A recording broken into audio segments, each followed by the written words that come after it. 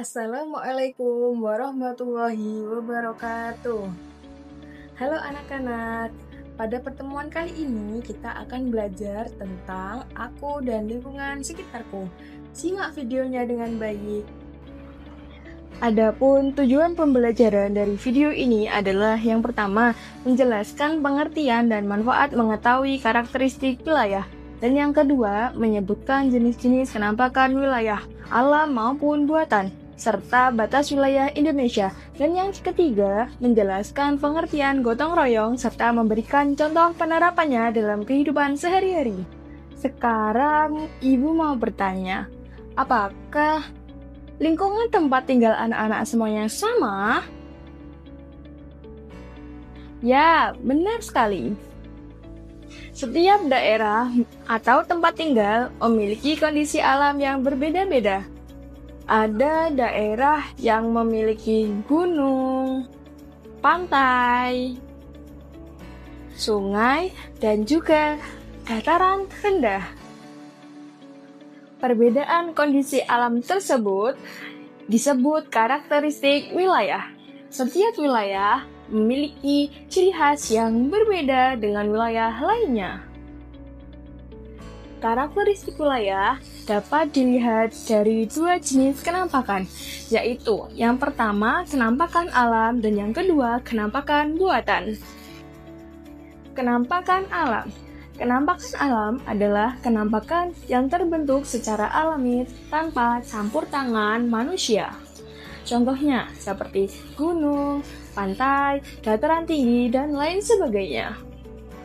Sedangkan kenampakan buatan adalah kenampakan yang dibuat oleh manusia untuk memenuhi kebutuhan hidup. Contohnya seperti pelabuhan, sawah, jalan, jembatan, perumahan, dan lain-lain. Adapun manfaat mengetahui karakteristik wilayah. Yang pertama, membantu kita memahami kondisi lingkungan tempat tinggal. Dan yang kedua, mengetahui potensi alam yang dimiliki suatu daerah. Dan yang ketiga, mengetahui pekerjaan atau mata pencarian masyarakat di wilayah tersebut. Adapun beberapa contoh mata pencaharian masyarakat, seperti di wilayah dataran tinggi, contohnya masyarakatnya bekerja sebagai petani. Selanjutnya di wilayah pantai, kebanyakan masyarakatnya bekerja sebagai nelayan. Dan di dataran rendah, banyak masyarakatnya yang bekerja sebagai pedagang. Selain mengetahui karakteristik wilayah, kita juga harus mengetahui batas wilayah negara Indonesia agar kita semua tahu sampai di mana wilayah negara kita berada. Apakah kalian tahu batas wilayah Indonesia? Batas wilayah Indonesia itu ada 3. Ada batas darat, batas laut, dan juga batas udara. Nah, pasti anak-anak sudah tidak asing apa itu gotong royong. Gotong royong adalah kegiatan bekerja secara bersama-sama untuk mencapai tujuan bersama. Kenapa sih kita harus gotong royong? Karena manusia adalah makhluk sosial. Manusia tidak dapat hidup sendiri dan pasti akan membutuhkan bantuan orang lain.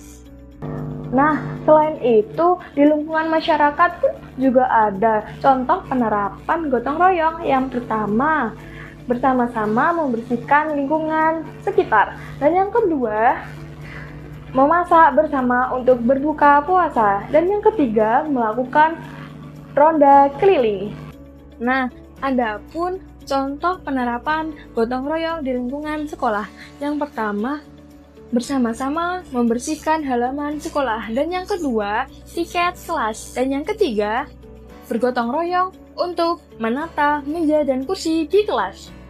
Selain itu, ada pun contoh penerapan gotong royong di lingkungan rumah. Yang pertama, menata tempat tidur. Dan yang kedua, menyapu lantai rumah. Dan yang ketiga, mengepel rumah.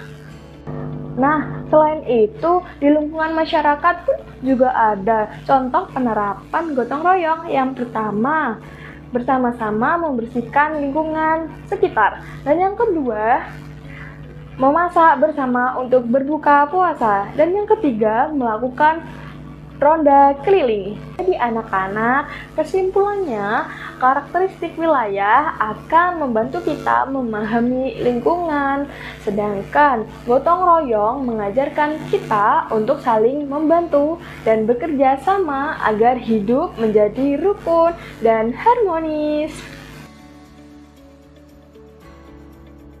Mungkin cukup sekian pertemuan kita pada kali ini. Sampai jumpa di pembelajaran selanjutnya. Wassalamualaikum warahmatullahi wabarakatuh.